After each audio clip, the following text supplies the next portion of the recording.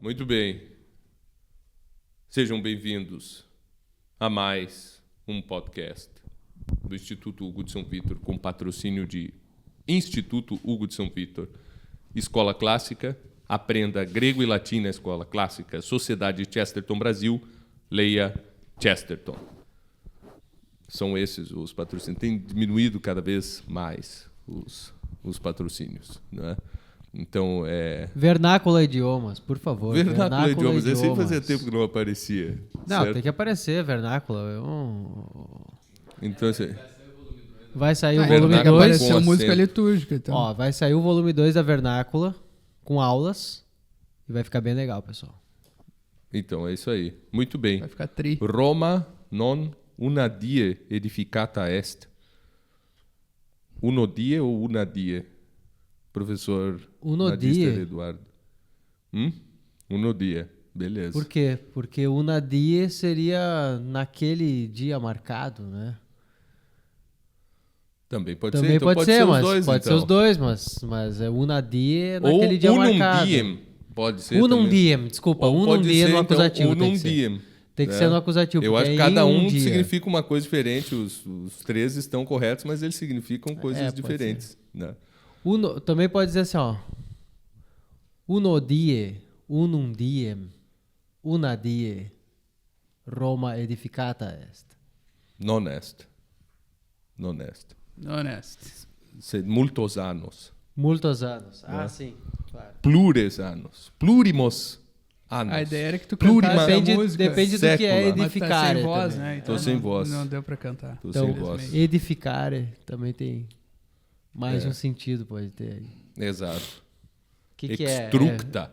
Instructa. Instructa, só construir ali a muradinha. Exato. Exato. A Roma quadrata. Muito bem. Bom, Não foi construído só no dia 21 de março de 753 antes de Cristo. não. Pra vocês verem como 21 a gente. Pra vocês verem o 21 time. de abril, né? Time do nosso podcast. Abril? Né? É Não, 21. é março, Foi- é no solstício, né? Ah, é? Eu achei... É 21 de março. Não, é 53. É que o Natal é 52. Né? Mas aí começa a contar a partir do outro ano. Então, por isso que dá o... Aqui são várias versões, né? Putz, tem muita versão dessa história aí. Eu acho que só tem uma, aquela do Lívio. É a única de confiança. Confiance.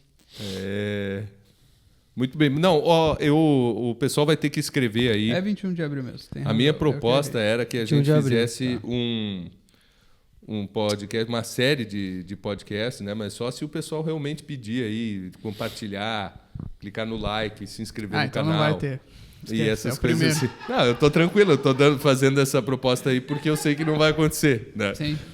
Então, assim, quantos inscritos nós temos no canal do Instituto? Olha, quando esse Chegando a podcast é ao 50. ar, vai estar nos 50 mil, certamente. 50 mil. Então tem que chegar em 75 mil. Aí nós vamos fazer uma série de podcasts sobre uma série, né? Uma série sobre uma série. Uma série dessas que o pessoal assiste. Né? Não promete, não promete. Não, Muito- eu tô não prometendo promete. 75 Não, mil. Eu não prometo. Até o fim do ano, certo? Eu não prometo. Eu prometo, cara. Eu Eles- tô que bem eles- tranquilo. Pode prometer, não vai acontecer. Não vai Ah, tá, acontecer. pode prometer. Claro que não. Tá. Entendeu? Tá. Uma vez eu e o Eduardo gravamos dois vídeos sobre o mito de Hércules, aí a gente colocou lá. Se quiserem, Se quiserem, continue. A gente fez interpretações simbólicas sobre dois dos trabalhos. Aí a gente colocou, se quiserem, continue. Né? Até hoje aparece um gato pingado ali.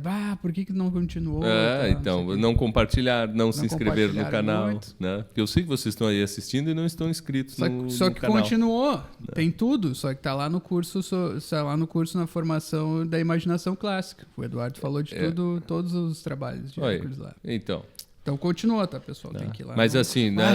Chega a dar até um... O que eu tonteirinha ia só de fazer uma lembrar. indicação de uma série, né? Indicar uma série para o pessoal. Opa. E depois a minha ideia é que nós assistíssemos um episódio da série e viéssemos aqui fazer o podcast sobre esse episódio. Mas eu não vou indicar. Não, porque não né? Aí o cara vai dizer, é aquela Roma do HBO. Não é, aquela tem pornografia. Então não estamos indicando, certo? Não vamos poder estar indicando. Então, assim, ó, não assistam. Se alguém quiser fazer uma edição... não dá pra olhar 3 minutos. Não dá pra olhar 3 minutos. Impressionante. Né?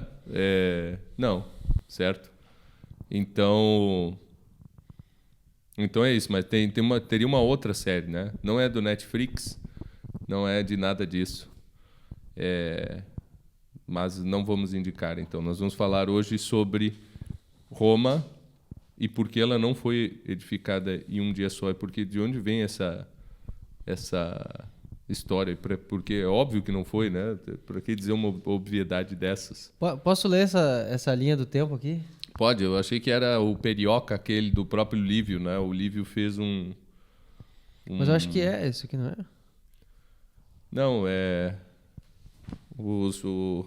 Ah, tá. O Perioca, ele pega cada um dos temas que Tá, olha aqui, ó. ele fez ali. Reges Latini Saturnus Primus Rex. Primus Rex Latinus Saturnus fuit Etas Aurea. Comenta aí um pouco aí, Clícias, por quê? Bom, porque como todo mundo sabe, o Darwin estava certo, né? Os homens vêm dos macacos. Mas isso não foi o Darwin que inventou, foram os romanos, né? O Saturno, quando ele é expulso da regência do universo por seu filho, Júpiter, ele é exilado, então, né? E ele é mandado para muito longe, para a Itália, né? Ele estava ali na Grécia, nossa, foi expulso para a Itália. E aí, quando ele chega lá, a população de homens que vivia lá eram selvagens que viviam nas árvores. E o Saturno faz com que eles desçam das árvores e ensina a agricultura para todo mundo ali. Então, e é por isso que os romanos sempre tiveram grande consideração por Saturno, por isso que aparece ali, nos tempos romanos existem templos de Saturno, por exemplo, que os gregos não tinham, né? Até porque ele não tinha poder nenhum, ele havia sido destronado. E os romanos têm templos de Cronos, na verdade. O cara vai lá, faz um templo, e ainda diz que é de Cronos, porque ele escreve tudo em grego. Mas é isso aí. Então, Saturno, ele trouxe para o Agreste Lácio as artes, né? Artes tu lita agreste Lácio. Eu acho que tem um verso assim acho que é do Horácio. Muito bem. Primus Rex Latinus Saturnus fuit. Secundus Picus. Tertius Faunus. Esse aqui é o mesmo Fauno... Do Labirinto do Fauno, aquele filme... do Deus Fauno. Tu fica vendo o filme lá, esquerdista espanhol. Com as fantasias lá, fantasia de Halloween. Eu não vi o filme. Eu só sei que ele é esquerdista, porque ele é contra o uma Franco. metáfora da invasão do Franco, da tomada ali da cidade. Mas eu não assisti. Da ditadura, etc. Faunus Latinus. E Latinos a gente já pode esperar, após Latinos, Eneas. E nós temos aqui nesta data, neste período, Troia capta. Nós temos a Troia já derrotada, Eneas aqui na Itália. Depois, Reges Albani. Já agora. Mas assim, o Virgílio ele fala. Ele não fala do Picus, né? Que eu bem me lembre. Eu acho que ele pula, ele vai do Saturno para o Fauno e depois para o Latino direto. Tem uma geração que ele pula, mas enfim, não sei. Talvez ele fale.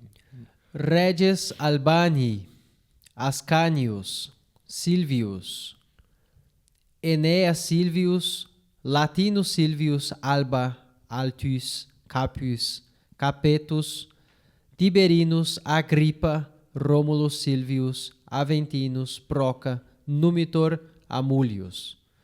Numitor e Amulius. Ao mesmo tempo, Até o Capeta tá ali no meio. Capetus. Capetus, nossa. Boa piada. Piada maravilhosa, olha. Enfim, nós andamos, né, nós fomos de 1150 antes de Cristo aqui até 800 e agora que começa, agora que vai começar Até então não. a brincadeira até no então é o no Lácio, lixo, ó. né? É a região toda ali. E tem as cidades, né? Tem o Lavinium, tem o Alba Longa. São as principais, são as duas cidades que existem no Lácio. E agora mas ainda não é Roma, né? Então, agora, Regias Romani. Então, olha a diferença, né? Regias Latini, Regias Romani. Romulus, então, Roma Condita, aqui se diz esse período, então, a Roma criada, né? Constituída, fundada. Romulus, Numa Pompilius, Tullus Hostilius, Ancus Martius, Tarquinius Priscus, Servius Tullius, Tarquinius Superbus. E depois acaba isso aqui nos Reges Exacti. E depois o Falcão, né? Que é o oitavo rei de Roma. É o Falcão. Mas isso...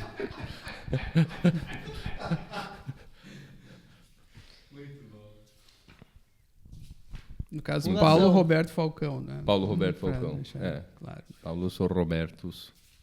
Depois ele não tem, Falcon. eu não sei onde está a continuação da linha aqui. Talvez da Não, linha mas dos- é a parte da só dos reis, da República monarquia, né? E aí depois vai começar a república. E aqui começa, isso é interessante, né? Então, ali, quando a gente vai falar de Regias Romani já, então nós temos um segundo mito fundador de Roma, porque, na verdade, não é que tenhamos um primeiro na ordem cronológica e um segundo, mas é que nós temos mais de um mito fundacional e eles vão se encaixar daí de acordo com uma linha do tempo que foi criada ainda depois disso, né? Então, é claro, né, se o cara vai tentar encontrar aqui uma perfeição nessa fundação, então quer dizer que Enéas veio para cá, né, foi para Roma e fundou, então não foi Enéas, mas foi Rômulo, quem veio antes, quem veio Sim. depois e tal. Mas Enfim, isso foi organizado já pelos próprios romanos. Né?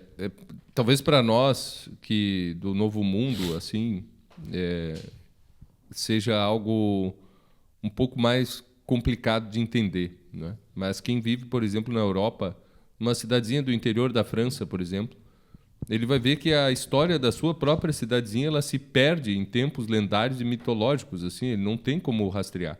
Aqui a gente sabe exatamente quando as coisas começaram, né? A gente sabe exatamente quando o pessoal chegou em Porto Alegre e enfim, no resto do Brasil é tudo assim, não é? O sujeito sabe quem foi o primeiro sujeito que se estabeleceu ali, quando foi construída a primeira igreja, quando ela foi elevada à categoria de vila ou de aldeia ou sei lá o que e tal, né? Então é tudo muito registrado. Mas as coisas, o normal não é isso, né? O normal é que tu vivas em lugares onde a história se perde, né? O que eu acho também que contribui para isso é que normalmente nós não temos construções de cidades e fundações de cidades aqui no Brasil onde já existia qualquer tipo de povoamento indígena anterior, né? Então, senão haveria com certeza muitíssimas lendas envolvendo tudo, não é? Cemitérios indígenas e coisas assim. Exato. Que nem nos Estados Unidos. Assim.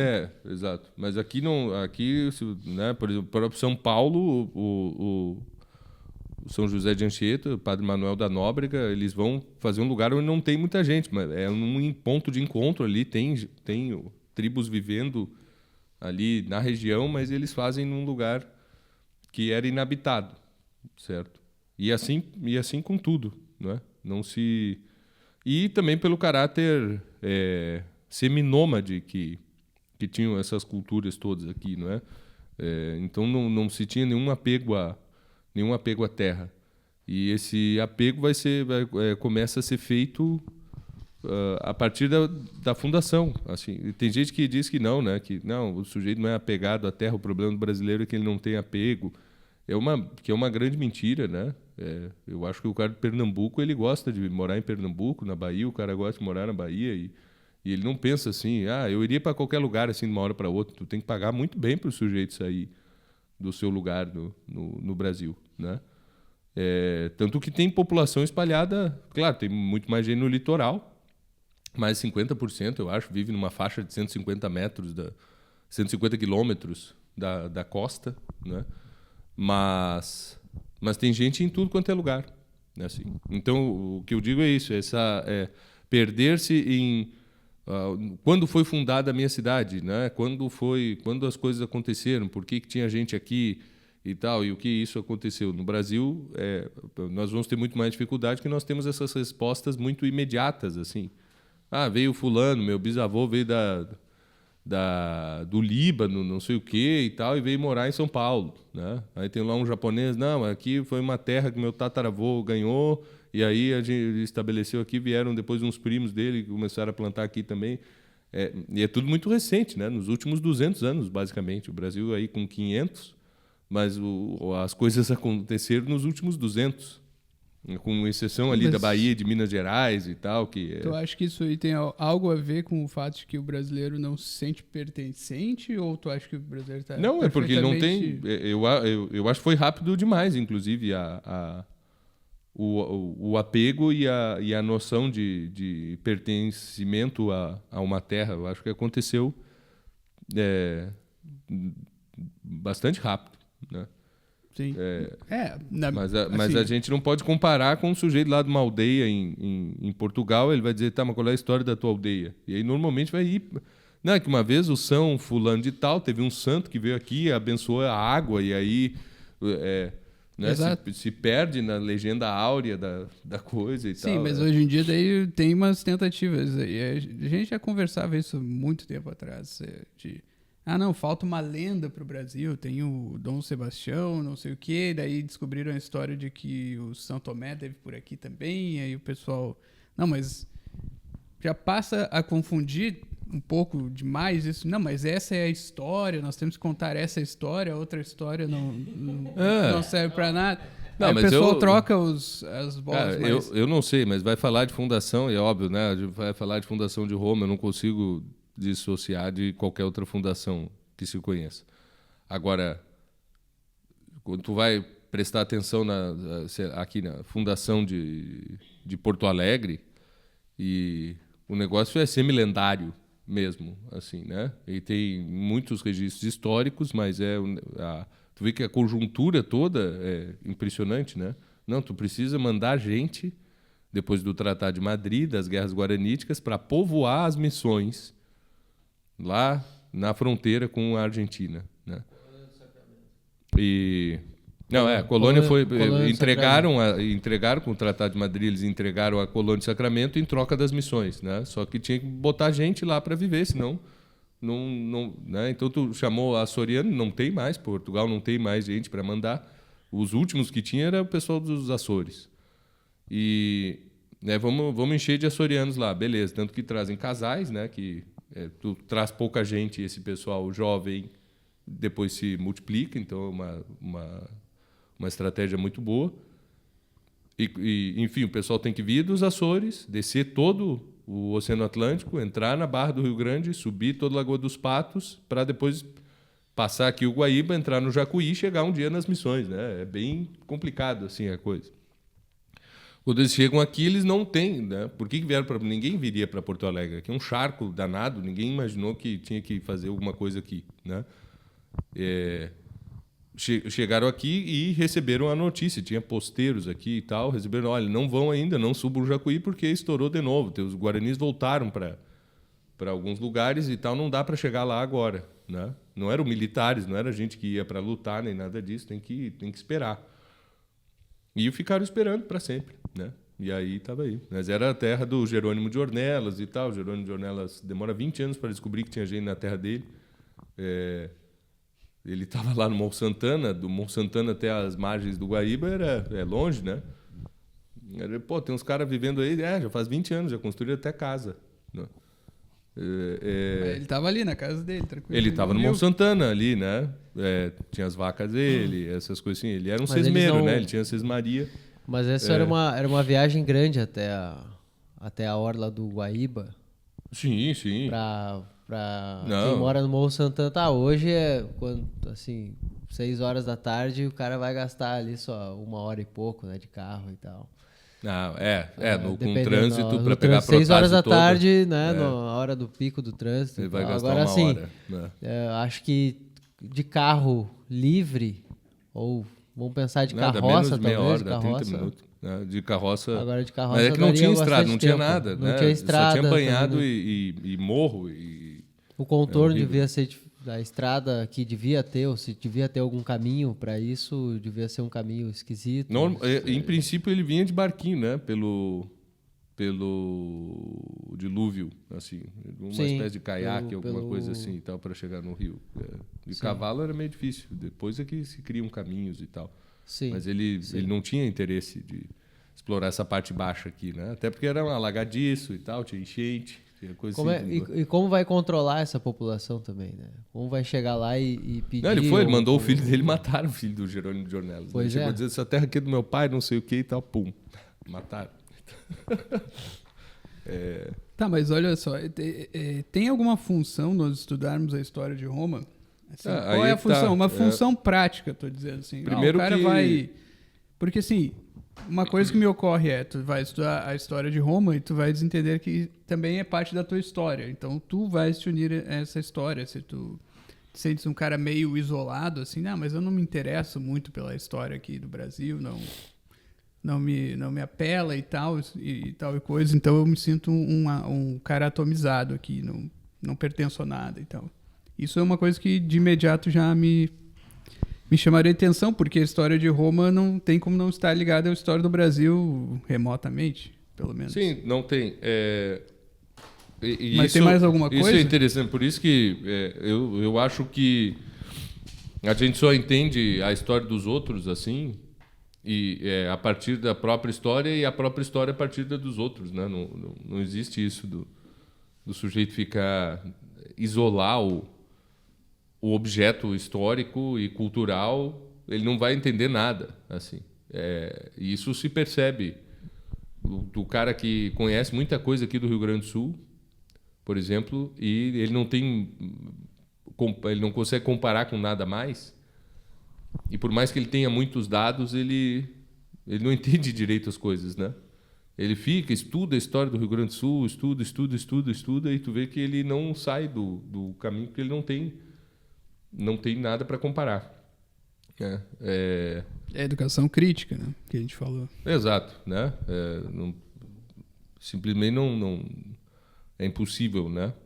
Ele entender a coisa assim. Então ele precisa de comparações e que estejam deslocadas no espaço e no tempo também, né? Então, para ele entender a história do próprio lugar, ele precisa entender a história de outros lugares, que ao mesmo tempo que a sua cidade, a sua região estava ali com efervescente atividade humana, né? Ele comparando com a outra, ele começa, lá teve isso, aqui não teve, lá tinha essas condições geográficas, aqui não tinha e tal, e aí ele pode ir comparando isso no espaço. Então, estudar a história dos Estados Unidos e do Brasil é uma coisa que todo mundo faz. Justamente chega em conclusões um tanto quanto peculiares, assim, muitas vezes, né? Mas não é só no espaço, tu tens de estudar também no tempo, né? E isso uma questão que faz com que seja útil estudar qualquer história, né? Mesmo aquelas que não dizem respeito à tua própria, que não tem uma linha cronológica assim. De Roma é óbvio, né? A gente fala português vem do latim vulgar tem o latim clássico e tal, e isso é a língua de Roma. Alguma coisa tem que ter, né? E depois nas instituições todas do direito e todas essas coisas, obviamente a gente vai ter muita influência, não tem como discutir, né? Agora, quando o sujeito diz, mas por que eu vou estudar a história do Japão? É inútil. Sim, porque tu não enxergas essa continuidade, né? Porém, como um objeto de comparação com a tua própria cultura e a tua história, é muito útil, sim, né? Eu não vou dizer assim, chama menos atenção, particularmente, né? Estudar a história do Japão e tal, mas é muito útil. Uma discussão, aí tu pegas alguém aí, que, né, o pessoal mais para frentex aí, Ou sei lá, eu pego a Lilia Schwartz, né? Que escreve sobre a história do Brasil e tal. E ela diz assim, eu não sei por que a gente gasta tanto tempo estudando Grécia e Roma e não estuda a África, né? Né? Ou pega um outro professor ali, que eu ouvi de um amigo meu que é professor na faculdade de Direito, e ele diz que ele estava tentando advogar a volta da cadeira de Direito Romano, né? Que não existe mais. São poucas as faculdades que ainda têm essa cadeira. E aí o professor, colega dele, né, o cara com doutorado assim e tudo, né? Mas como assim? Agora, se a gente botar isso aí, a gente abre um precedente. Eles falam sempre juridiquês, né? Abre um precedente para a gente ter que estudar o direito japonês, o direito chinês, o direito não sei do que e tal, né? Bem igualzinho. Que tu vês que o sujeito não pensou sobre aquilo ali, né? Nem a Lilian Schwartz, quando ela diz assim, por que a gente estuda Grécia e Roma e não estuda a África? Eu acho que dá para estudar, eu acho demais, assim. Só que eu acho que tem pouco documento e pouco material para ser estudado. Então, assim, botar isso aí na escola é meio temerário, né? Qual é a bibliografia aí de história da África que a gente tem? E que está traduzida? E que foi revisada por pessoas especialistas nisso, né? A gente não tem nem do Islã. Né? Dizia já o Mário Curtis Giordani, o problema, ele escreveu uma história dos árabes pré-Islã e tal, né? Ele diz, olha, a única fonte que a gente tem no Ocidente para acessar isso, claro, ele falando nos anos 90, talvez já tenha mudado, mas é o pessoal da Argélia e do Marrocos, que estudou em universidades francesas, que escreveu em francês sobre os árabes e sobre a história do Islã e coisas assim, senão a gente não tem como acessar. E é por isso que tinha aquele pessoal todo orientalista ali na França e coisas assim. Foi a partir do colonialismo, né? Que aí tu tinha um sujeito que é muçulmano, tradicionalmente a família dele é muçulmana e tal, ele pratica o Islã, não sei o que, ele vai ter uma educação toda francesa, institucional, e aí ele consegue escrever em francês sobre aquilo. Fora isso, não tem como. Então, assim, como é que a gente vai acessar a história da África? Olha, eu acho bem difícil. A gente consegue, talvez, ali pegar... Nós falamos português de Angola e Moçambique, e aí ler textos em inglês, francês e tal. Mas, qual é a bibliografia, né? Então, eu não posso botar os pés pelas mãos, assim, sendo que Grécia e Roma a gente está estudando desde sempre. E tem a bibliografia toda e tá completa, né? E eu acho que outra coisa, ainda nesse sentido, mas mudando um pouco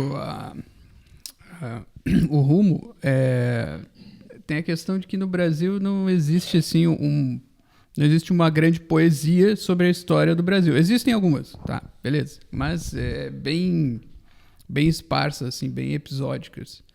E existe o Brasileiras lá do Carlos Alberto Nunes, que eu não consegui passar da primeira estrofe, assim.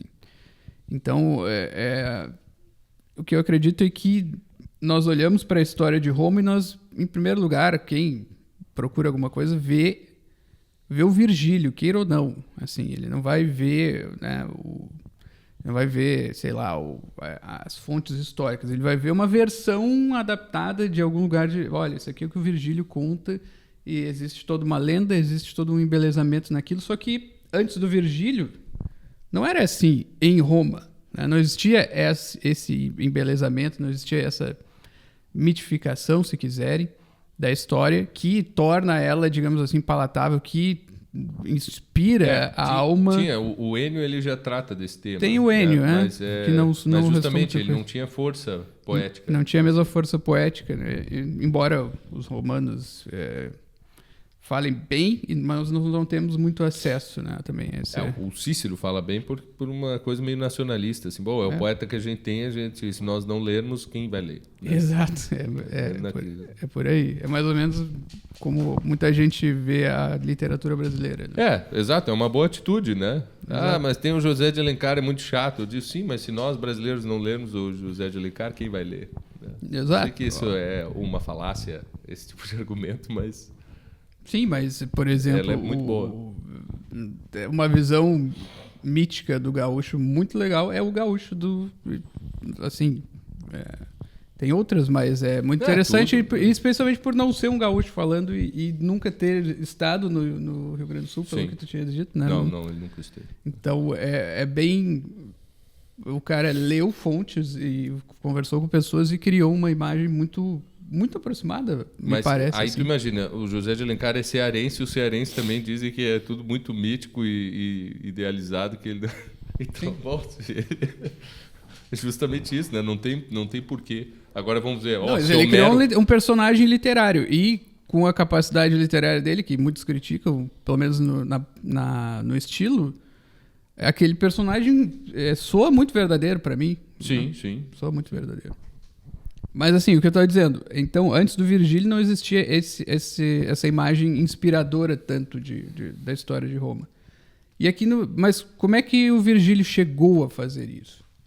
É porque ele foi lá na fonte de uma outra história inspiradora, que é a história grega, ou pelo menos o mito grego básico, homérico, e ele bebeu daquilo e foi capaz de criar, né, a sua versão romana, latina, né, do épica do mito. Né? E aqui no Brasil, o que me parece falta isso. Assim, por que eu vou estudar a história de Roma? Tem gente que simplesmente... não, é muito legal e tal, eu gosto dessa história, essa coisa de história antiga, mas a grande massa não está interessada nisso. Assim.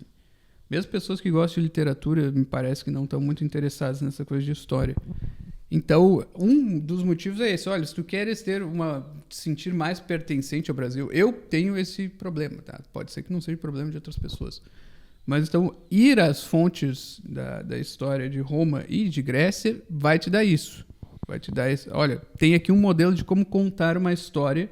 É porque a história de Roma antes de Virgílio era isso. Olha, tinha um bando de gente aí que chegou aqui, né? Eles eram meio piratas, meio bandoleiros, assim, foram invadidos. É como o Indro Montanelli resume a história depois. Né? Ele começa contando, não, teve essa história do Rômulo e Remo, eles nasceram, uma loba cuidou deles e não sei o quê. Mas, na verdade, é que esses caras eram de uma tribo ali dos latinos que estavam povoando ali a situação, né? Povoando ali a localidade e fundaram uma cidade por causa que tinha uma outra tribo dos etruscos que estavam vindo. Então, eles precisavam criar um entreposto ali, né, para segurar essa invasão etrusca e não sei o quê. Então, existe, por exemplo, essa provavelmente era algo muito parecido com a visão dos romanos sobre a sua história antes de uma versão mítica como a do Virgílio. Sim. Não sei se consegui me fazer entender, mas enfim, quando nós olhamos para a história do Brasil, falta esse aspecto mítico. Né? Sim, sim. Mas por quê? Porque falta poesia. Falta poesia, né? E aí o cara confunde quando tu tem jornalistas escrevendo história no Brasil, que é o grande problema, né? Para os historiadores e os jornalistas estão cagando, assim, e daí? Os meus livros as pessoas conseguem ler. E aí ele vai dizer, não, por conta do analfabetismo do brasileiro. Aí o cara não lê o Pedro Calmon e fica lendo o Eduardo Bueno e Laurentino Gomes, né? Eu digo, não, certo? Porque o sujeito que é analfabeto, ele não consegue ler o Eduardo Bueno e o Laurentino Gomes também, né? É por saber escrever mesmo. E os caras escrevem melhor, realmente, do que... E o Pedro Calmon é um grande estilista, por exemplo, tá? Oliveira Martins, são caras que escrevem bem história. Não são uns historiadores enfadonhos, assim, e que... enfim, os caras sabem contar a história. Né? O Indro Montanelli também é um jornalista, né? Ele não é um historiador. Mas ele tem a liberdade de fazer coisas que eu não estou falando, né, que não são históricas, mas justamente por ele ser jornalista. Então, quando ele diz ali, né, Réa Sílvia era uma virgem vestal, ou seja, freira. Que é outro nome para monja. E ele fala dos papas. Ele tá falando dos papas. Os papas então, contavam a história de Roma e tal, não sei o quê. Só que ele tá falando dos sacerdotes. Somos pontífices. Ele não tá falando de papa mesmo. Ele tá usando uma figura de linguagem para os caras entenderem, assim, que eram somos pontífices romanos e tal. Exato, né? Então, por quê, né? Agora, ele tá num outro nível de linguagem. E aqui a discussão é essa, assim, o sujeito que discutir o nível de linguagem, achando que só existe um nível de linguagem. Olha, o historiador vem com um porrete, assim, ó, quem não fizer escrever sobre quem escrever alguma coisa histórica e não for historiador e não botar um monte de notas e coisas assim, não tiver compromisso com a verdade dos fatos ou sei lá o que aí, que pode ser, eu vou pegar e vou descer a porrada aí. Tudo bem, né? E aí depois nós temos o texto de tipo jornalístico. E qual é a questão? A questão é tentar ver assim, bom, mas não é só um outro nível de linguagem, né? Não dá para negar que os caras sabem estudar um pouco de história, certo? E eles estão contando ali, então tu não... Eles contam como se não tivessem grandes problemas históricos. Eles tiram os problemas históricos da jogada e contam uma história em prosa. Exato, né? Claro, eles podem trazer pequenas dúvidas históricas, assim, mas vão tratar aquilo, pelo menos o Andrew Montanelli faz isso muito bem, de uma maneira cômica. Assim, sim. Ele não vai problematizar, assim, pô, como é que foi isso aqui, né? Quem era esses pelasgos, quem é que era não sei o quê. Exato. Então, no Brasil, eu não acho que falte, hein? Eu acho que material, assim. Ao acho que me tem parece... coisa. É só porque a gente... imagina se mandar um abraço pro Thomas aí, pro Rafael Nogueira e tal. Imagina se eles me vêm aqui lendo Eduardo Bueno e Laurentino Gomes, eles vão ficar bravos comigo, né? E coisa assim. E é por isso, né? Não, pô... Eu não consigo levar muito a sério. Assim. Agora, eu vou encarar aquilo como história real, assim... Nossa, olha aqui essa versão, eles desvendaram os mistérios. Claro que não, é só uma leitura, né? Uma leitura divertida. Mas que ajuda imensamente, assim. Primeiro que a mnemotécnica, assim, o sujeito aprende muito mais lendo um texto jornalístico do que um historiográfico, porque ele é mais acessível, né? Então, se o cara está precisando aprender datas, por exemplo, ele pode fazer da forma maçante, que é fazer linha do tempo e ficar decorando as coisas, ou ele simplesmente pode ler e ali está acontecendo, a coisa está acontecendo, né? E depois tem o lado literário mesmo, que vai trazer história também, né? Como o Érico Veríssimo, por exemplo. Ali tem historiografia? Não. Zero historiografia. Agora, tudo se passa em tempos históricos reais. E eu vou dizer, né? A única forma de...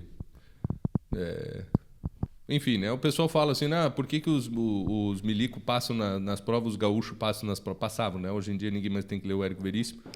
Mas ele diz, não, é porque eles liam na escola o Érico Veríssimo, né? E no colégio militar aqui em Porto Alegre se lia o Érico Veríssimo. Deve se ler ainda. Se lê. E aí o cara tem mais noção histórica, assim, do início ao fim, né? Sem ter estudado história. Ele na aula de literatura, ele viu ali, bom, teve o Tratado de Madrid, teve Guerra Cisplatina, teve Revolução Farroupilha, teve Guerra do Paraguai, teve não sei o que e tal. E ele monta aquilo ali, povoa o imaginário dele de uma forma que depois, quando ele estuda história, ele tem onde encaixar aquelas coisas todas. E é o problema de linguagem, de treino da linguagem. Se o cara não consegue transitar da poética para a retórica, que cujo um dos níveis é o jornalístico hoje em dia, e depois para um nível mais problematizante do dialético do historiador, que é da historiografia, se ele não consegue transitar entre esses três níveis, ele não vai entender nada da história. Assim. Ou, pelo menos, assim, não sou capaz, é demais para mim. Então, fica com o jornalístico, na minha opinião, porque é o único que... ou poético e jornalístico. São os únicos que vão fazer sentido para ti, assim, que tu vai conseguir ler, vai ser palatável, tu vai ver uma linha do tempo, uma história se desenvolvendo, sem ficar tropeçando em pedras de problemas historiográficos o tempo todo. Então, eu acho preferível ler o Laurentino Gomes, assim, do que antes do que qualquer outro. Eu diria que, antes de tudo, assim, se alguém está em dúvida ainda do que ler, porque ou seja, tem vamos dizer, uma atitude muito incipiente ainda com relação à história de Roma ou à história da Grécia, tanto faz. Mas o que eu diria, então, é que nós temos que pensar, e se vocês também quiserem pensar em perguntas importantes que essas pessoas podem fazer, porque eu não consigo estudar história sem uma boa pergunta, assim, ou pelo menos sem uma boa questão. Em qual sentido? Vamos pensar, eu lembro da Roma, tá? Eu lembro da Roma de Otaviano Augusto, por exemplo. Tá, eu lembro ali daquela... Tem uma imagem daquilo, ou vi até mesmo um filme, tá, da Roma do Marco Aurélio, por exemplo. Né? O pessoal vê muito aí o Gladiador e tal. Então pode se perguntar a partir daí, como um povo, né, tribal ou algo que tem ali um espaço só, tem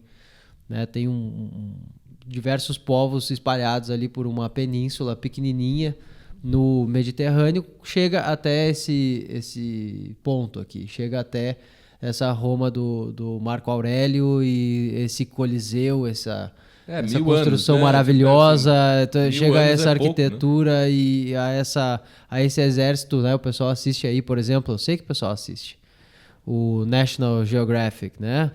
O pessoal assiste aí os documentários, por exemplo, sobre as armas do exército romano, por exemplo. Que é muito legal. Os documentários, eles inclusive reconstroem as armas ali, colocam, né, fazem testes, testam a distância ainda do tiro, da catapulta, da balestra, né, de tudo que eles tinham.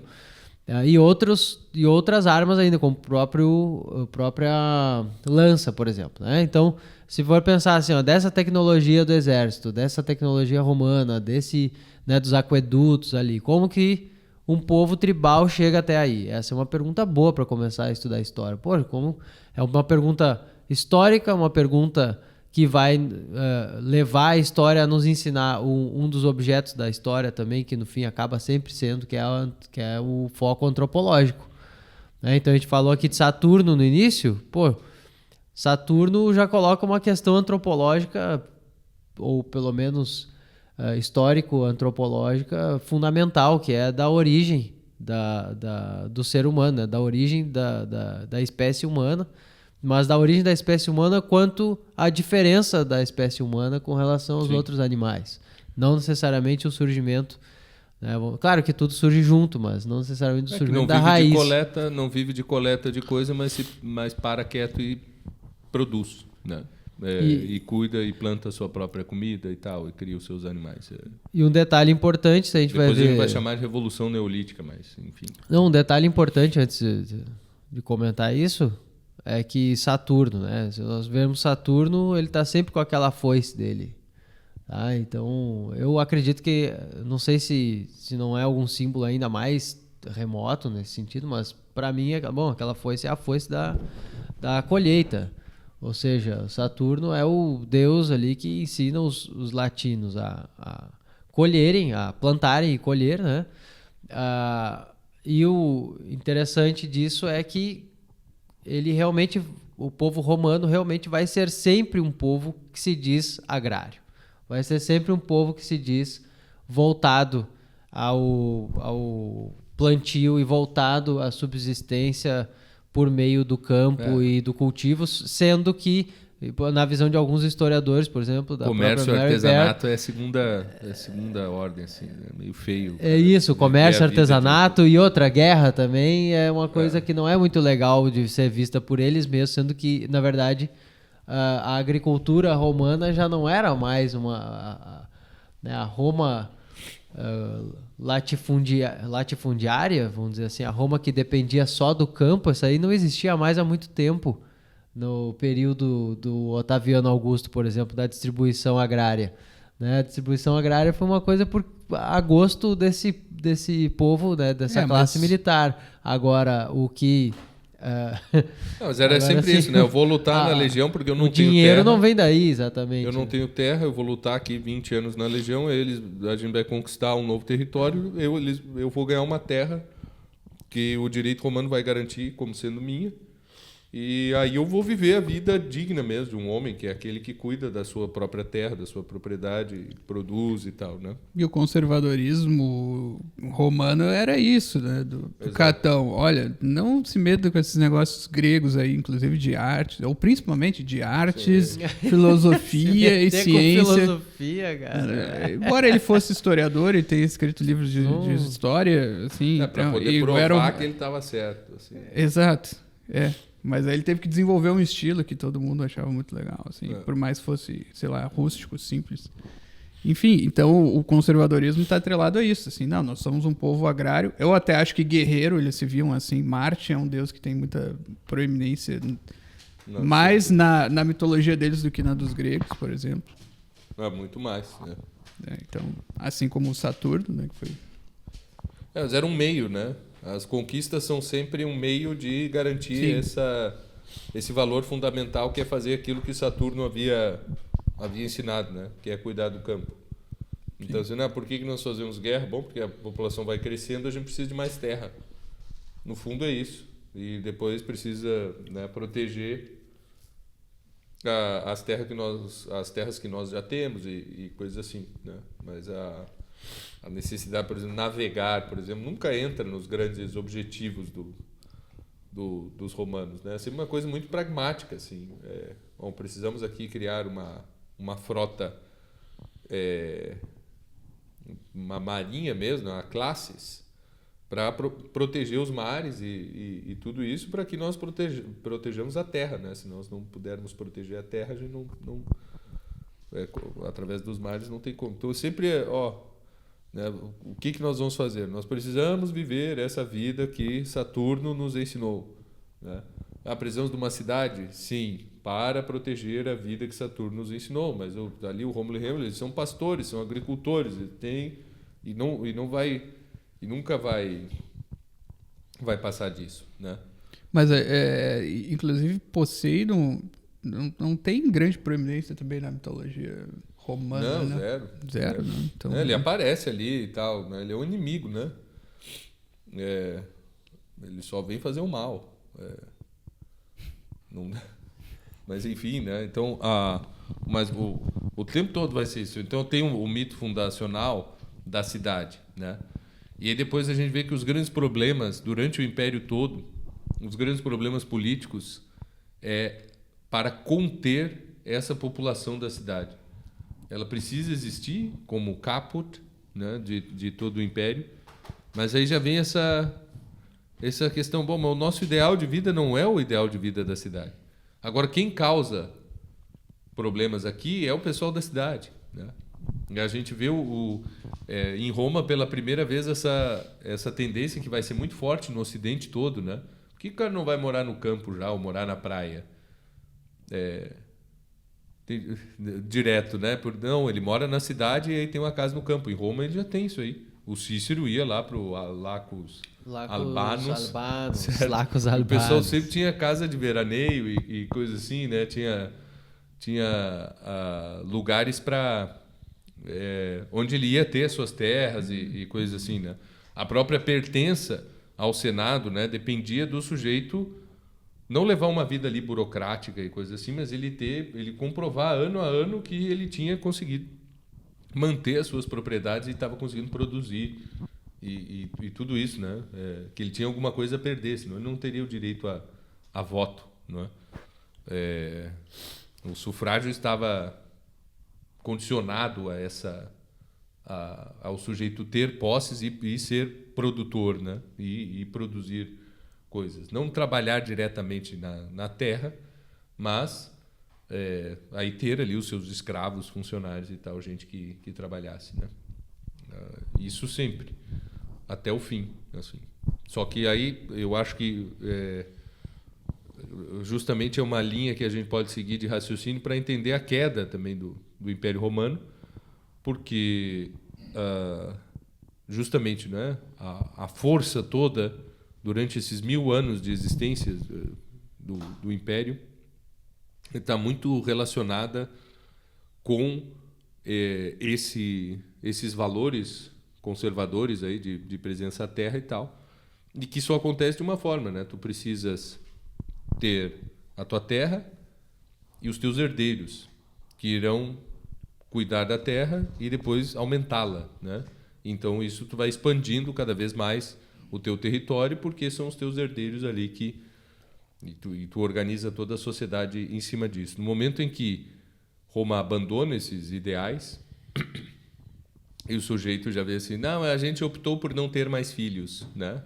E os patrícios lá, o cara era senador e vinha com esse papo, aí caiu o império, certo? Não existe isso, principalmente agricultor, né? Se a casta sacerdotal decide não ter filho, bom, ela é normal que isso não aconteça em todas as culturas, assim. Inclusive os brahmanes, eles têm filhos justamente só por uma necessidade de continuar a existir brahmanes, né? Porque eles têm uma questão genética ali. Mas o normal é que eles não têm família, por exemplo. Brahman não tem família. Quem é que tem família? Bom, tem que ser os outros, né? Então, assim, a casta guerreira é a mesma em Roma da dona de terras, né? Ou o sujeito não tem terra, mas ele quer ter. Então, ele é só o cara não é militar de carreira em Roma, né? Aquilo ali é sempre uma coisa passageira, assim. Eu vou lutar, depois eu vou ficar tranquilo aqui na minha terra. Sempre, sempre assim. Por mais que existisse exército profissional, ganhava salário, mas por que o cara vai lutar para ele poder cumprir esse objetivo? Quando isso se torna cada vez mais difícil, porque para o norte são florestas, não dá para vencer os bárbaros, para o sul é um deserto, para leste tem um outro império poderosíssimo ali, né? Os partas e tal, descendentes dos persas e todos os grandes impérios orientais. E, bom, isso aí terminou. E agora a gente não vai mais ter terra para cumprir com aquilo que Saturno nos ensinou, que era cuidar do chão, criar animais, plantar e essas coisas assim. E até distribuir para o exército, que vai ficar daqui a pouco. Não tem mais espaço. Exato, mas Roma podia ter desenvolvido a indústria, por exemplo, né? Bom, já não tem mais como conquistar terra, vamos ficar com essas terras que nós já temos, é bastante, e vamos manufaturar as coisas e fazer comércio com outros lugares. Não, essa ideia não veio. É coisa feia isso aí, né? Tu vai dizer que agora tu vai montar um moinho. Eu sou um cidadão romano, vou trabalhar montando moinho, coisa de escravo, né? Vou fazer uma máquina. E aí, os escravos vão trabalhar com o quê se a gente fizer uma máquina? Tem que mandar todo mundo embora. Eles vão se revoltar se eles forem demitidos, né? Então, e assim por diante, né? Então, claro, não é tão simples assim, aqui eu dei só uma pincelada, mas acho que essa fundação de Saturno aí ela permanece.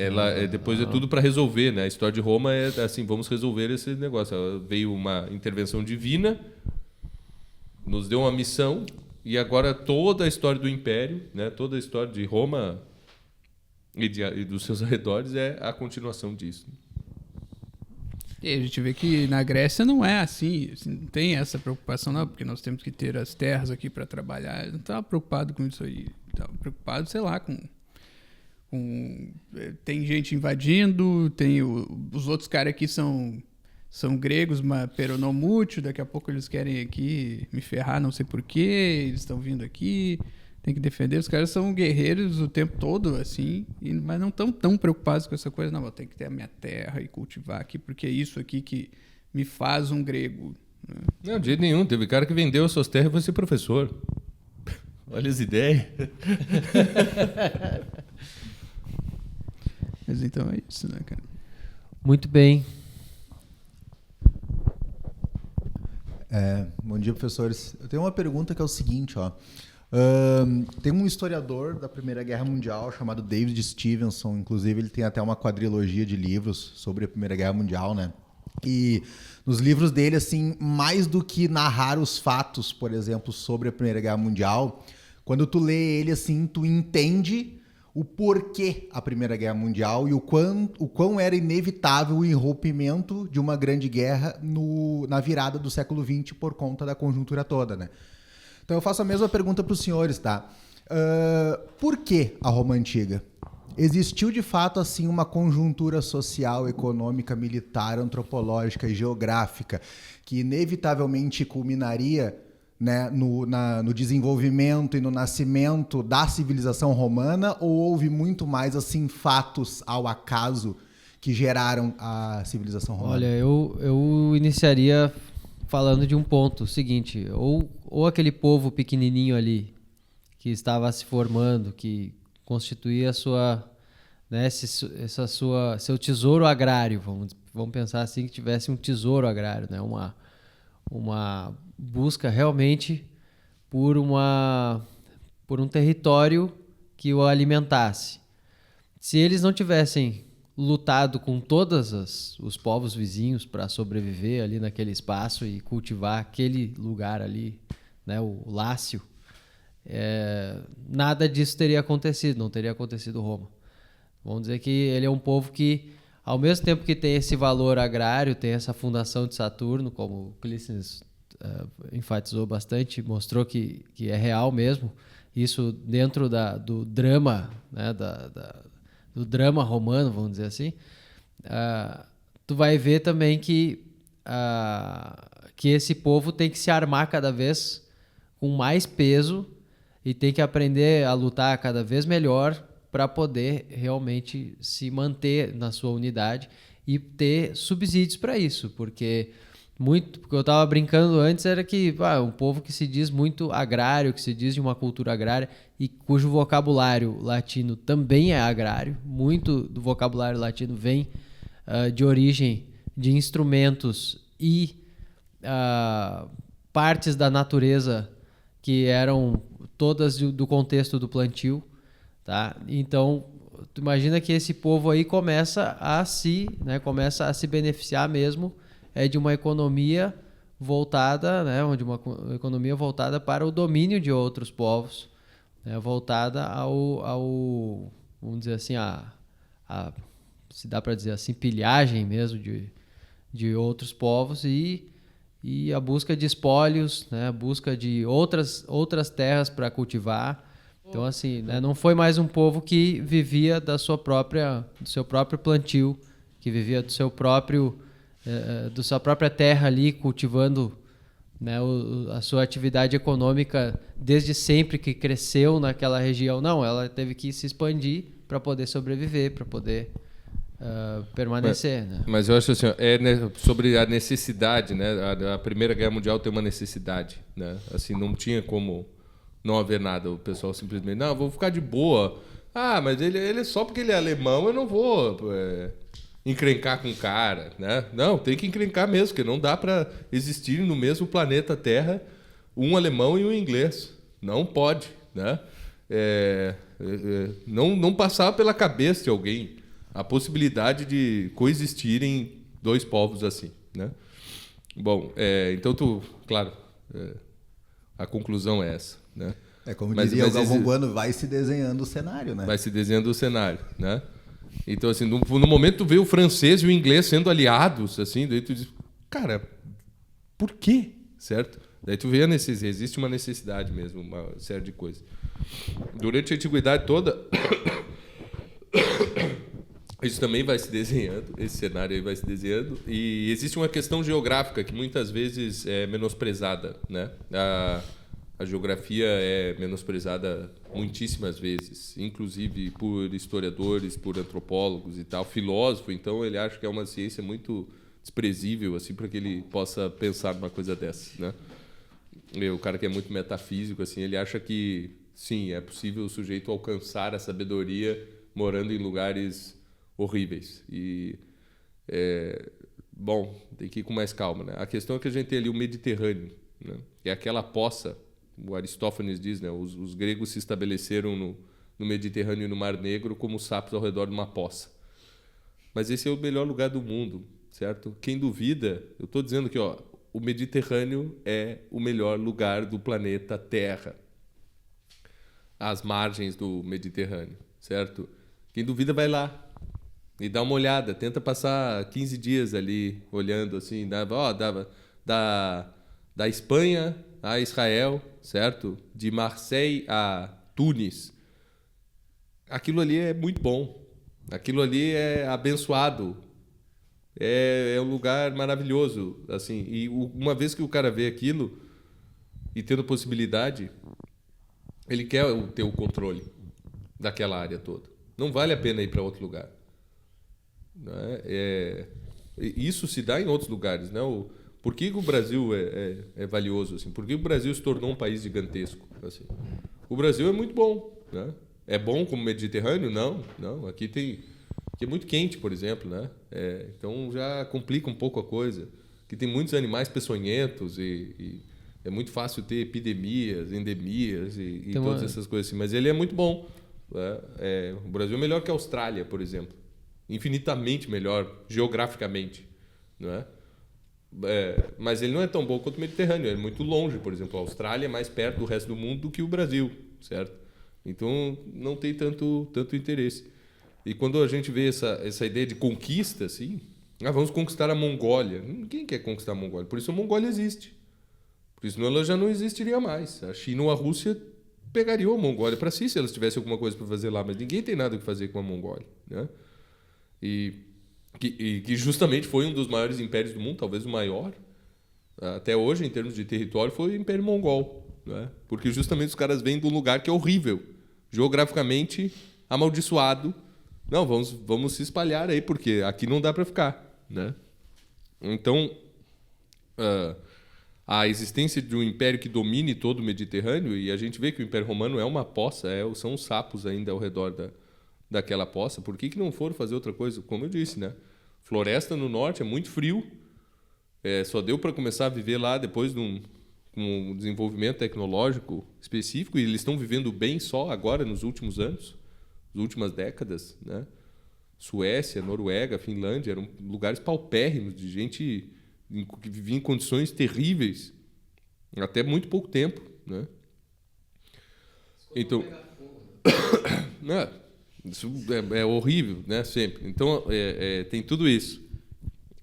Que tem uma questão geográfica também, assim, que atrai o homem para uma terra, e é claro, quando tu está ali, basta só viver aqui, aí a gente faz comércio com fenícios, né, cartaginenses, com gregos e tal, e vai estar tudo certo e todo mundo vivendo aqui no Mediterrâneo. Não, a ideia é que tu vai ter que, olha, o problema aqui é que eu não estou mandando, né? No momento que eu começar a mandar, eu vou resolver todos os problemas. Então, para mim, a necessidade ela é geográfica, assim. Precisava, não é uma coisa, não é nada cultural, como é a Primeira Guerra Mundial, por exemplo, né? Institucional, econômico. É uma questão geográfica mesmo. Eu preciso mandar nisso aqui porque o pessoal não sabe mandar direito, né? Não sabe o que é bom para eles mesmos. Então, isso eles estão falando, os romanos pensavam isso? Sobre toda a região eu ali. acho que todo mundo, né? Os fenícios também e tal. Quanto mais necessidade geográfica o sujeito tinha... assim, eu acho o seguinte, tudo isso que o Clístenes falou é bem interessante, assim, bem difícil de provar, digamos assim, mas é uma tese interessante. Mas, assim, quando falar de necessidade, por exemplo, necessidade geográfica é complicado tu dizer. Existe talvez uma tendência, uma forte empurrão nesse sentido, mas necessidade, no sentido bem estrito do termo, é difícil tu provar, assim, não, teria que acontecer um império romano porque havia... A não ser que tu olhe pelo ponto de vista teológico, digamos assim, né? E existe o argumento, sim, daí do ponto de vista cristão, de que sim, precisava que existisse um império dominando toda aquela região ali e que houvesse uma espécie de paz naquela época ali, né? E que, sei lá, houvesse um desenvolvimento cultural mais disseminado, e já tinha havido então o helenismo, e depois os gregos, os romanos ainda espalharam ainda mais e se apossaram daquilo contra o que o Catão queria, na verdade, né? Para com esse negócio de querer absorver a cultura dos gregos e tal. Mas aí tem o Cícero, né? E enfim, e aí o Império... Mas tem uma necessidade, assim, se a gente pega a Revolução Francesa, tá? E pega o Napoleão e o Império Napoleônico, assim. Durou tão pouco tempo, né? Sim. Mas, cara, foi a melhor coisa, assim, a gente não consegue ver outra forma de resolver aquilo. Napoleão, certo? O sujeito que sequestra o Papa é o sujeito que mais bem fez para a igreja durante uns 50 anos ali, certo? Da história do cristianismo, né? Ele é o primeiro cara que deixa, agora tem que voltar a tocar sino, tem que ir para missa aí, pessoal, e tal, não sei o quê. O código do direito que ele estipula e vai levando junto com as suas missões e coisas assim, né? Porque a tendência, a partir da Revolução Francesa, seria terrível, né? Então, e ele sim tinha o objetivo de acabar com a igreja, tinha várias coisas assim, mas, cara, tu começa a ver a história assim, se não houvesse o império, alguém que mande em tudo e diz agora acabou, parou toda a frescura, certo? Que sou eu que mando. Não, aí que tá. É, Aí tu vê um vestígio, talvez, da providência, assim. Então, Exato, realmente, um cara que é exato. contra... Por exemplo, os romanos também. Eles não estavam nem aí pra igreja, pra Cristo, pro judaísmo. Muito pelo contrário. Mas acabaram sendo instrumentos. Mas eles têm que ter o olhar teológico. Eles têm que ter um olhar diferente, isso sim, que isso não sim. é, que não é assim... Ah, não, mas tá claro aqui uma prova da necessidade que isso fosse acontecer. Não, mas é só com olhar teológico. Eu não sei como ver a história sem olhar teológico, assim. Eu só consigo enxergar Não, as porque coisas eu digo com- assim, a Primeira Guerra Mundial, a Segunda Guerra Mundial, Sim. só consigo olhar só É consigo quando tu resolver falas com olhar ali teológico. da tua ideia geográfica, é muito interessante, mas não tem como estabelecer uma necessidade, né? No sentido estrito do termo. Tem como estabelecer, olha, pô, essa ideia é muito interessante. Realmente é um lugar semi-paradisíaco, maravilhoso. Alguém vai querer dominar tudo isso aqui. Hã? E aí vai surgir um império, quase que inevitavelmente, né? ênfase no quase. Na verdade, Em algum momento. a expansão de Roma ela se dá por um desejo econômico mesmo, né? Por um desejo de ampliação e de melhoria econômica. Ou seja, Não, tu tem Aí uma não só de população não só crescendo econômica, e tu mas de precisa poderio mais comida, mesmo. precisa de mais coisa e tal, é normal. Então, e era uma solução até, assim, uma tentativa de solução expressa ali, uma tentativa de solução urgente, dominar, né, por conta ainda da justificativa de que Cartago poderia acabar com Roma, poderia oferecer algum perigo a Roma e tudo isso. Cartago é uma civilização, uma cultura muito mais evoluída, muito mais antiga e tudo isso, né? Realmente apresentava um perigo ali, assim. Mas o que eu digo é assim, essa tomada de consciência do povo romano, que eles são a bola da vez, assim, Sim. né? Esse é nós, agora é nós. Isso é impossível que um pequeno grupo lá, seja os latinos, os etruscos, os sabinos e uma união de tudo isso. Não, porque agora nós vamos nos unir aqui, ou nosso grupinho aqui está predestinado. É claro que não. Mas chega um momento que o cara toma uma consciência. Pô, nós nos desenvolvemos tanto que realmente... Eu acho que é nós mesmo. Ninguém acha que ele está fazendo, vamos lá dominá-los porque nós somos maus e coisas assim. Não, né? Quando vem a ideia... Vem uma forma, né? Uma ideia mesmo na cabeça. Não vê a piada assim, né? Quando tu olha para a crise na Venezuela e todo mundo sofrendo, passando fome assim, né? Não sei vocês, mas a primeira coisa que eu penso, bom, talvez tenha chegado a hora de termos o estado de Roraima do Norte, né? Que seria uma boa solução para o povo venezuelano, certo? Na Bolívia, não sei o que, assim, ó, já tem o Mato Grosso Sul faz o Mato Grosso do Oeste. Pronto, não é uma boa solução para o problema boliviano, né? São sim, pensamentos. Né? Mas olha só, o brasileiro, por pior que viva, não vive melhor que o boliviano atual e o venezuelano e coisa assim, não tem... Sim, certo. Então, é mais ou menos isso. Que muitas vezes o cara chega assim, não, nós vamos dominar porque nós vamos escravizar os outros e não sei o quê. Não, o romano, o tempo todo, ele tem uma noção de que eu estou melhorando a vida do pessoal. O pessoal vive, então não tem água potável, não tem estrada, não tem nada, certo? É a piada Monty Python. Né? Exatamente. O que os romanos fizeram para nós. O que os romanos fizeram para nós, além estradas, do aqueduto, das estradas, das escolas, da lei, do direito, do direito, da polícia, né? Que só eles mesmos para manter ordem num lugar assim e tal. Aí o cara realmente ele olha assim, pô, mas tu ou pode ir antes, certo? A gente pode voltar lá, ó, do 2000 a.C., 1700 a.C., o Hammurabi, certo? Que pegou, ó, o seguinte, eu mando agora, tem uma lei aqui, eu vou botar no poste aqui, e é isso aqui, e não tem mais tentar fazer justiça com as próprias mãos, não sei o quê. Normalmente o sujeito vai lá ler o Código de Hammurabi, ele fica, nossa, olha que duro que é. Eu digo, não, duro é o Código Penal brasileiro, certo? Diz assim, se o cara roubar uma galinha, ele vai preso. Quanto tempo? 6 meses, a 1 ano. Cara, 6 meses. Tá, se tu quebrar o dente do outro, tu vai preso. 3 a 5 anos, não sei o quê. Aí pergunta pra mim, o que tu quer? Que chegue ali o juiz, ó. Quebrou o dente, quebre o dente dele. Ou vai preso 5 anos. Quebra o meu dente, pô. O Código de Hammurabi... Não, mas sinceramente... O Código de Hammurabi é uma grande evolução. Ele pegava e via assim o pessoal... O cara ia lá, roubava uma galinha, pegava os vizinhos do cara e matavam ele na porrada. Porque ele roubou uma galinha. Tu acha que é justo isso? Não, né? Aí o cara diz, não, agora tu vai ter que trabalhar e dar 2 galinhas pro cara. Certo? Pô, muito, muito melhor. E aí, então, a Hammurabi vai conquistando todo mundo ali e tal, e estabelecendo esse governo com direito, né, com lei escrita, pela primeira vez, né, que nós temos notícia, e isso vale a pena, né? Então, o cara ele não está conquistando os outros assim pela maldade, vamos explorá-los e coisa assim. Isso aí talvez tenha tido ali com os mongóis e tal, a gente não tem muita noção, mas a gente também não conhece a versão deles da história. Então teria que conhecer, né? Mas tem aquele negócio, né? Se nós olharmos por esse ponto de vista teológico que eu tô falando, aí o cara vai querer esquecer todo o resto depois. Ó, que eu falei várias vezes aqui. Não, mas... então a história é toda essa condução que Deus faz do Império Romano. E aí toda a história que o Império Romano conta de si mesmo, isso aí é um negócio menor, né?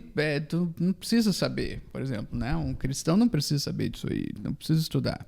Aí isso aí não dá, né? Porque o Império Romano teve uma agência própria, né? E é difícil para o intelecto humano conciliar. Não, então existe a providência que guia as ações de alguma forma, e essa forma é misteriosa, e existe, por outro lado, o livre-arbítrio dos caras. Os caras construíram o Império Romano também, com livre agência, né? Então essa história deles, do ponto de vista da livre agência deles, tem que ser contada também. Então, só, de novo, para separar isso aí, porque hoje em dia o pessoal está criando um clima assim de... Não, só vamos estudar tudo do ponto de vista da providência, porque é a única coisa que importa. O resto aí deixa assim... Não vai entender o Brasil, por exemplo, né? Não, na verdade, nem a providência faria vendo muito sentido, na verdade. Porque tu não tá vendo a tua história do ponto de vista da providência, tu tá vendo do teu ponto de vista. E ela pode muito bem estar te guiando, e acredito que esteja. Tu não está vendo a história do Brasil do ponto de vista da providência, tu está vendo do ponto de vista das ações humanas dos brasileiros. E esse é o ponto de vista que te cabe. Agora, tu acredita, tu tem fé num ponto de vista sobrenatural, beleza. Mas o teu ponto de vista não é esse, por definição. Então. Muito bem. Eu acho que é isso. É isso. Tá bom. Tem só mais uma piada, pergunta? Tá? É só uma piada. Venezuelanos e bolivianos podem ficar tranquilos aí, que a comunidade internacional não vai deixar com que o Brasil melhore a vida de vocês.